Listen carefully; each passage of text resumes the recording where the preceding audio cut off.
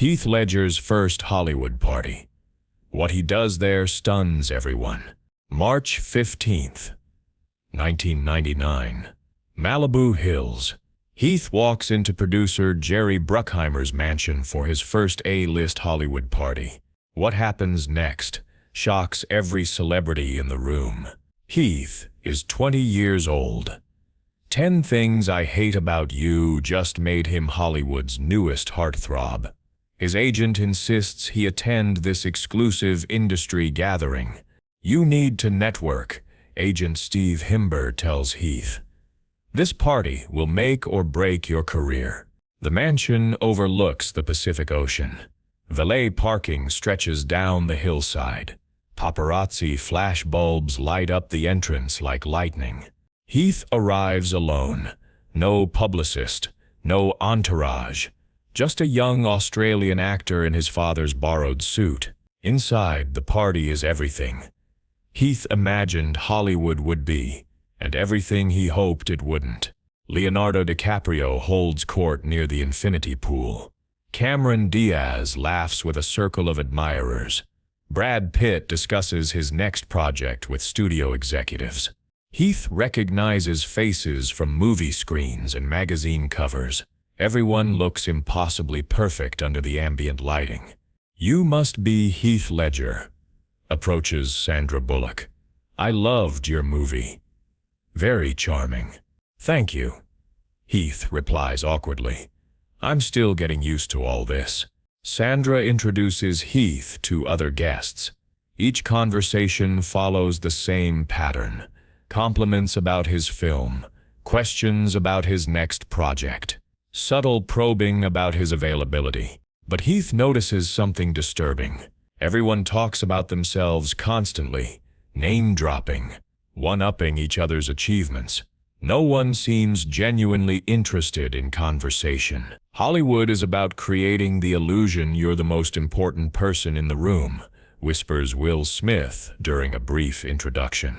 Heath watches the social dynamics with growing discomfort. In one corner, a famous director snorts cocaine openly. In another, an A-list actress argues with her assistant about scheduling conflicts. "This isn't what I expected," Heath tells himself. The conversations feel scripted, performative, everyone playing characters. Even when cameras aren't rolling, Heath tries to engage authentically, asks about people's interests outside of film, their families, their real thoughts about the industry. But every genuine question gets deflected back to career talk. "You're sweet," laughs Nicole Kidman. "But we're not here to discuss philosophy. We're here to be seen." Heath feels increasingly isolated among hundreds of famous people. He retreats to a quieter area near the kitchen, away from the main party chaos. That's where he overhears a conversation that changes everything. Two catering workers are discussing their struggles. Maria, a single mother, works 3 jobs to support her kids. Carlos, an aspiring actor, caters parties to pay for acting classes. "These people spend more on wine tonight than I make in 6 months," Maria says quietly.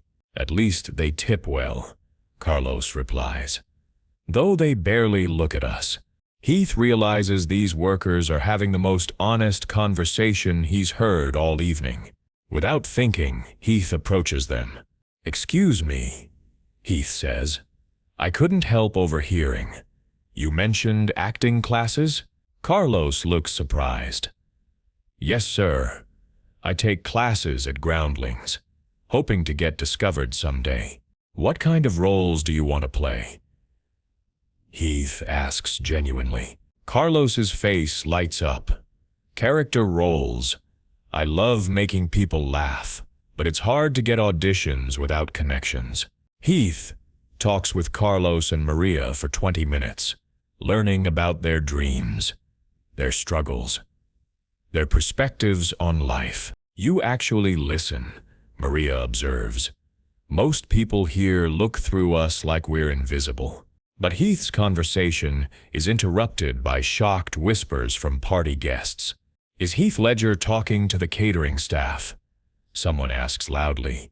How embarrassing, another voice adds. Doesn't he know better? Heath realizes the entire party is now watching him, not with admiration, but with confusion and judgment. Producer Jerry Bruckheimer approaches with a forced smile. Heath, my boy. Bruckheimer says, come meet some studio executives. They're very interested in your career. Just a moment, Heath replies. I'm having a conversation. Bruckheimer's smile tightens. The help can wait. These are important people. But Heath's response shocks everyone within earshot. These are important people, Heath says, gesturing to Maria and Carlos. They're working 3 jobs to chase their dreams. That seems pretty important to me. The surrounding guests fall silent. This is not how Hollywood parties work, Heath whispers his agent, appearing suddenly. We need to talk, privately. But Heath continues his conversation with the catering workers, asks Carlos for his headshots, promises to pass them along to his agent. You don't have to do that, Carlos says, overwhelmed. Yes, I do, Heath replies. Talent deserves opportunity. By now, the entire party is buzzing about Heath's behavior. He's talking to them like they're equals, observes a bemused George Clooney. It's either very genuine or very calculated, adds Julia Roberts. But Heath doesn't care about the whispers. He's found the most interesting people at the party. Maria tells Heath about her children's dreams of college, how she works multiple jobs to save for their education. Education changes everything. Heath agrees. What are they studying? My daughter wants to be a doctor. My son loves writing stories. Heath pulls out his phone. I know a scholarship program for underprivileged students. Would you mind if I made a call? The genuine kindness in Heath's voice moves Maria to tears. No one's ever offered to help before, she whispers. But Heath's actions are creating serious industry ripples. Studio executives who came to court Heath are now questioning his judgment. He's either naive or rebellious, observes Disney chairman Michael Eisner. Either way, it's concerning. Maybe he's just young, suggests Meg Ryan. He'll learn how things work here. But Heath overhears these comments, and they solidify his growing discomfort with Hollywood culture. Heath's agent Steve pulls him aside forcefully. What are you doing? Steve hisses. You're supposed to be networking with decision-makers, not socializing with staff. I'm networking with interesting people, Heath replies calmly. These people can't greenlight your next movie, Steve argues. But they're real people with real stories. Heath responds. That's more valuable than fake industry conversations.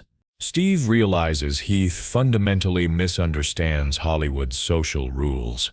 This isn't about being nice, Steve explains. It's about strategic relationship building.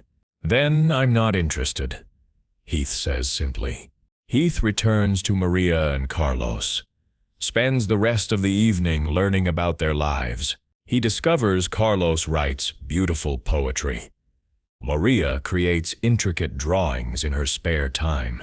You're both artists, Heath realizes. Just like everyone else at this party, but you create from authentic experience.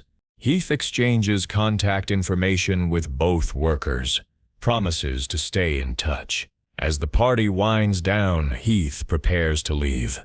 But he's intercepted by several A-list actors. Interesting evening, comments Brad Pitt with genuine curiosity.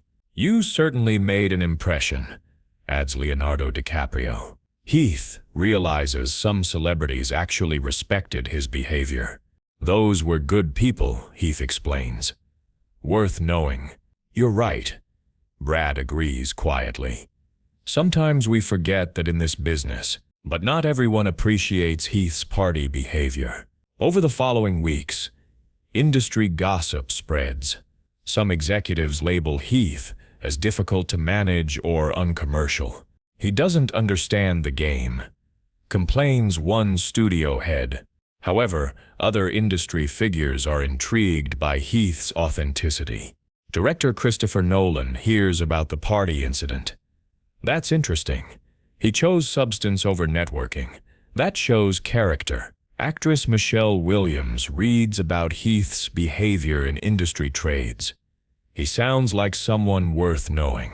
The party incident becomes part of Heath's Hollywood reputation. Some see it as career suicide. Others view it as refreshing honesty. Heath follows through on his promises to Maria and Carlos. He connects Carlos with his agent for potential auditions, helps Maria's daughter apply for acting scholarships. "You didn't have to remember us," Carlos tells Heath during a follow-up coffee meeting. "Of course I did," Heath replies. "You were the best part of that entire evening." Carlos eventually books small roles in several films, attributes his breakthrough to Heath's support and encouragement.